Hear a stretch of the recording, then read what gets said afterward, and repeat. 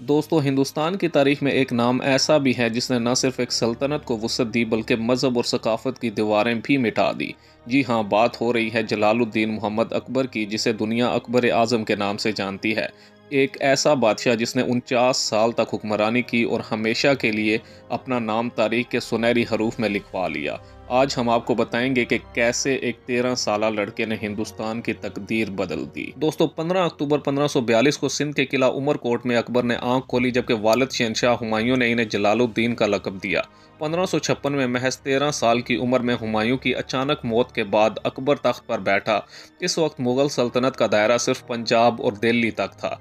इनके सरप्रस्त बैरम खान ने पानीपत की दूसरी लड़ाई में हुमायूं को शिकस्त देकर अकबर के लिए राह हमवार की। दोस्तों, अकबर ने 1561 से 1576 तक गुजरात, बंगाल और दक्कन पर कब्जा करके मुगल सल्तनत को 3 गुना बड़ा किया, जबकि फतेहपुर सीकरी को नया दारुल हुकूमत बनाया गया और राजपूतों से ताल्लुकात बेहतर करने के लिए इन्होंने जोधाबाई से शादी की। इनकी फौज में 5000 हाथी और 12,000 घुड़सवार शामिल थे, जबकि 1605 तक मुगल सल्तनत अफगानिस्तान से बंगाल तक फैल चुकी थी। दोस्तों, अकबर का दौर इंतजामी इस्लाहात का दौर था। इन्होंने मनसबदारी निज़ाम मुतारफ़ करवाया, जिसमें फ़ौजी और सिविल सर्विसेज की दर्जाबंदी की गई।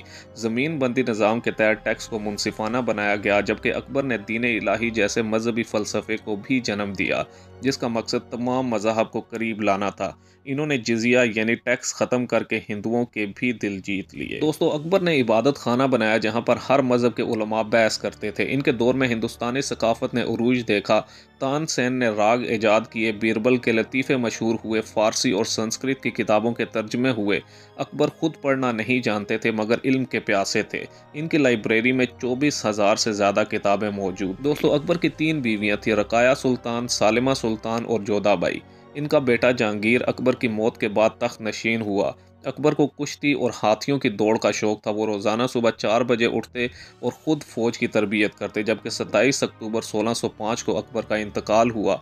इनका मज़ार सेकेंड्रा, आगरा में मौजूद है। दोस्तों, अकबर को हिंदुस्तान का पहला कौमी हुक्मरान कहा जाता है। इनकी मजहबी रवादारी आज भी मिसाल बनी हुई है। तहम कुछ मुअर्रिखीन इन पर दीन इलाही को मुस्लिम अकायद से इनहराफ का इल्ज़ाम लगाते हैं, मगर ये हकीकत है कि अकबर ने हिंदुस्तान को एक ऐसी सल्तनत दी जहाँ पर मजहब को इज्जत मिली। दोस्तों, अकबर ने साबित किया कि अजीम हुक्मरानी सिर्फ फतूहात से नहीं बल्कि अवाम के दिलों को जीतने से होती है। अगर आपको ये वीडियो पसंद आई हो तो चैनल को सब्सक्राइब करें, बेल आइकन दबाएं और तारीख की अगली कहानी के लिए हमारे साथ जुड़े रहें। तब तक के लिए अल्लाह हाफिज़।